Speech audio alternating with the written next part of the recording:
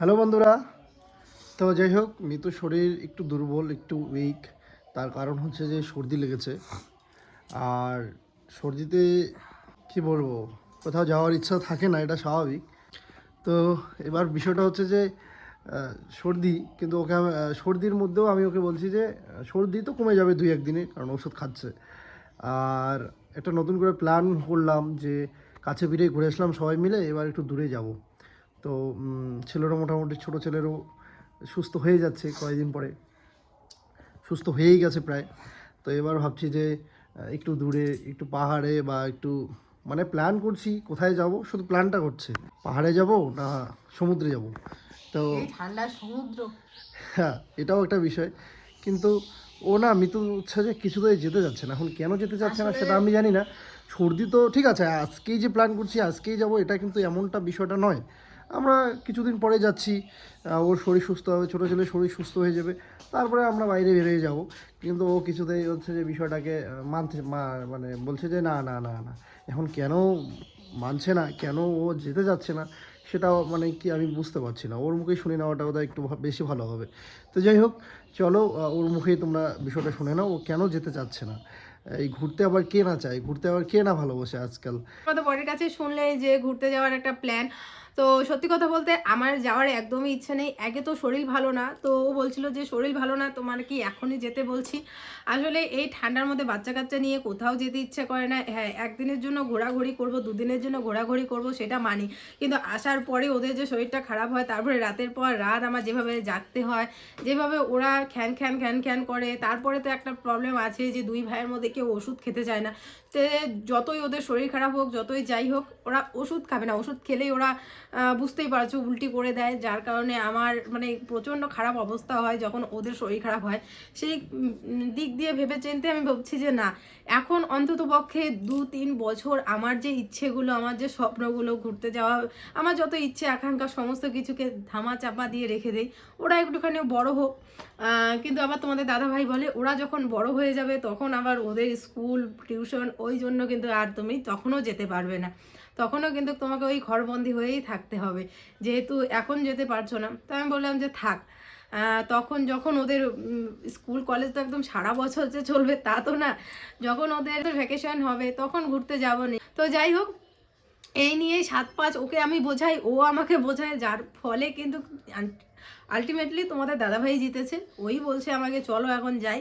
তো যাই হোক, এখন অনেক সময় এমনও হয় না, নিজেদের ইচ্ছে থেকে মানুষের ইচ্ছেদের বা বডির ইচ্ছেকে বেশি একটু আমরা প্রায়োরিটি দেই সবাই। আমি আমি একা না, আমাদের ক্ষেত্রে যতগুলো মেয়ে আছো, মহিলা আছো, সবাই। তো যাই হোক, তো ফাইনালি আমরা যাচ্ছি। কোথায় যাচ্ছি না যাচ্ছি এটা না হয় একটু সারপ্রাইজই থাক, বাট হ্যাঁ, এতটুকু তোমাদের বলছি যে সমুদ্রে যাচ্ছি না, কারণ এই ঠান্ডার মধ্যে সমুদ্রে যাওয়া ইম্পসিবল। তো যাই হোক, যেহেতু ঘুরতে যাচ্ছি তো একটা মানে একটা ব্যাপার তো থাকেই, নিজেকে একটুখানি রেডি করার, নিজেকে একটু ভালো যাতে লাগে দেখার। তো যাই হোক, যেহেতু যাচ্ছি তো একটুখানি একটু পার্লারে গিয়ে নিজের একটু রূপচর্চা করে, আমিও ভাবছি একটুখানি সামনে পার্লারে 2-1 দিনের মধ্যে গিয়ে একটু হেয়ারটাকে আমি স্ট্রেট করাবো। তোমরাও অনেক বলো যে মিতু একই রকম হেয়ার স্টাইলটা একটুখানি চেঞ্জ করো। তো আমিও ভাবছি হেয়ার স্ট্রেট করাবো আর হেয়ারটাকে একটুখানি শর্ট হেয়ার করবো, যেহেতু আমার হেয়ার বেশি একটা না, আমার মানে চুলগুলো একটু পাতলা আমার। তো সেই জন্য ভাবছি চুলগুলোকে একটু ছোট করবো, পাতলা চুল বেশি লম্বা ভালো লাগে না। তো চুলগুলোকে একটু ছোট করবো আর স্ট্রেট করবো, আর থ্রেডিং তো করতেই হবে। আর আমি যাওয়ার আগে ইউজ করব এভারটিনের bikini line hair removal cream. কারণ কোথাও গেলে অবশ্যই শর্ট ড্রেস পরবো, আর সেখানে যদি আন্ডার আর্মসের আনওয়ান্টেড হেয়ারগুলো দেখা যায় তাহলে খুবই বিশ্রী লাগবে। তো সেই জন্য কিন্তু আমি এটা ইউজ করে তারপরে কিন্তু ঘুরতে যাব। যে কেউ তো একটু রিফ্রেশ মাইন্ড নিয়ে ঘুরতে যাওয়াটা ভালো, তাই না? তো সেই জন্য আমি এটা ইউজ করে তারপরেই বেরোবো। আর তোমরা যারা কোথাও ঘুরতে যাচ্ছ বা ট্রাভেল করতে যাচ্ছ, তোমরাও কিন্তু এভারটিনের বিকিনি লাইন হেয়ার রিমুভাল ক্রিমটা ইউজ করে ঘুরতে যাবে। চলো এই ক্রিমের কিছু গুণাবলী তোমাদের সাথে শেয়ার করি। এটা তো 100% ন্যাচারাল একটি প্রোডাক্ট, তোমাদের আগেই বললাম। আর হ্যাঁ, এটাতে কোনো রকম কোনো বাজে স্মেল নেই, কোনো রকম মানে ইউজ করার পর কোনো রকম কোনো স্কিনটা জ্বলার কোনো চান্স নেই। আমরা যে রেজার দিয়ে যখন আমাদের এই ছোট ছোট হেয়ারগুলো রিমুভ করি তখন একটা কাটের ভয় থাকে, এটা সেরকম কোনো কাটা ছেঁড়ার কোনো ভয় নেই। ছোট ছোট যে হেয়ারগুলো ওগুলো সব ভালোভাবে রিমুভ হয়ে যাবে আর স্কিনটাকে আরও বেশি ভালো সফট করে দিবে। তো মানে এটা এত ভালো গুণাবলী। তো চলো আমি কিন্তু ইউজ করেও এখন তোমাদের সাথে শেয়ার করব। আর এটার সাথে কি কি আছে, একটা দেখো স্যাচে আছে, তার সাথে ক্রিম আছে, দুটো টিস্যু আছে, আর একটা এরকম চিরকুট আছে যেটাতে ভালো করে বলা আছে কিভাবে কি ইউজ করতে হবে। তারপরে এটার মধ্যে কোনো রকম কেমিক্যাল নেই, সমস্ত কিছু। আর ক্রিমটার মধ্যে না কোনো রকম বাজে কোনো স্মেল নেই, খুব সুন্দর একটা গন্ধ যেটা খুব ভালো লাগে।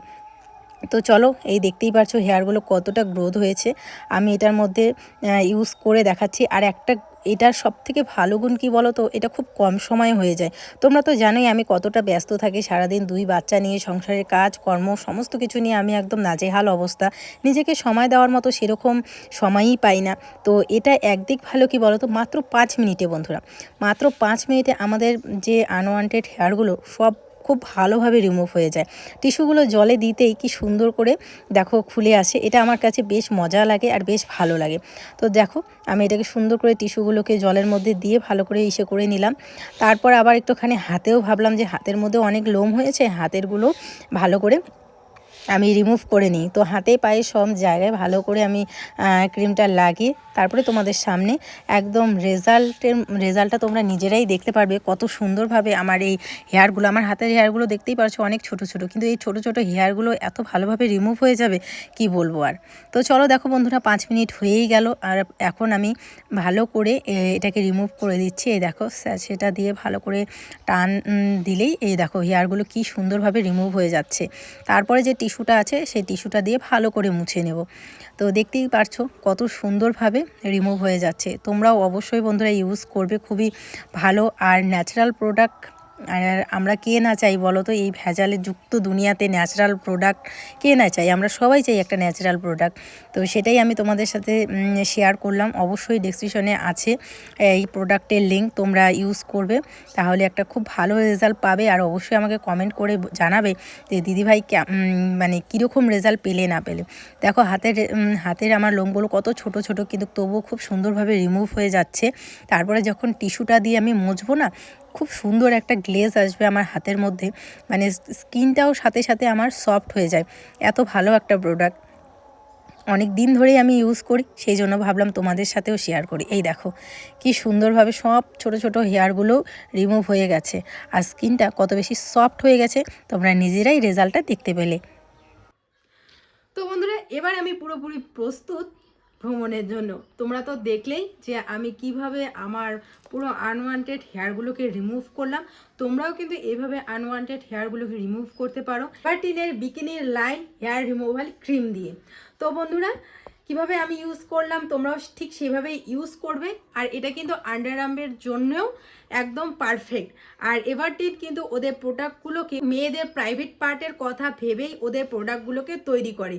100% একটা ন্যাচারাল প্রোডাক্ট, তোমরা ইউজ করতে পারো একদম চোখ বন্ধ করে। আমি অনেক দিন ধরেই ইউজ করি, সেই জন্য তোমাদেরকেও বলছি ইউজ করার কথা। আর ডেসক্রিপশনে এই প্রোডাক্টটার লিঙ্ক দেওয়া আছে, তোমরা তাড়াতাড়ি ঝটপট গিয়ে কিনে নাও।